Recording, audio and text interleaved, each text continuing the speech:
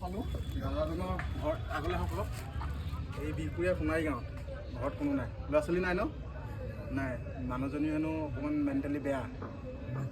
মাতিব নোৱাৰে এতিয়া হস্পিটেলৰ পৰা আহিছে আমাৰ কোনোবাই কিবা কিবি সহায় কৰিছে মই পইচা দিয়া নাই কিবা কিবি ঘৰত খাবৰ কাৰণে দিছোঁ এইখিনি চব এতিয়া কিবা দালি আলু কিবা কিবি আছে আপুনি খাব এতিয়া ঘৰলৈ যাওক দেই শুই নিব এনেও খোজকাঢ়িব নোৱাৰে নহয় ঠিক আছে আপোনালোকৰ কোনোবাই যদি পাৰে ক'ৰবাত দেখে অলপ সহায় কৰিব একদম মই আগত দেৰিকৈ পঢ়িছোঁ বহুতকৈ পঢ়িছোঁ মই হয়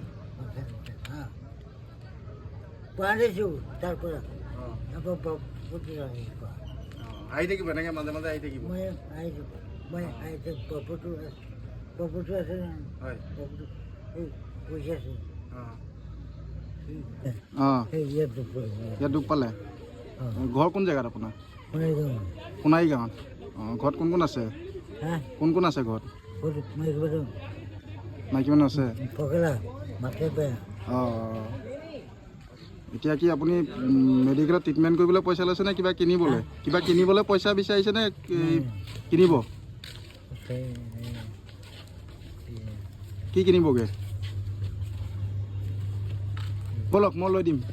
কি কিনিব ব'লক লৈ দিম ব'লক কিবা কিবি লৈ দিম ব'লক এই মানুহজন বিশেষকৈ লগ পালোঁ মই লগ পাই সহায় কৰিবলৈ চেষ্টা কৰিব এনেকুৱা মানুহখিনি আমিনো কি পাব হয় নাই আমিও বিশেষ ডাঙৰ একো ছাৰ্ভিচ নকৰোঁ তথাপিও আগতো সহায় কৰি আহিছোঁ বহুত মানুহক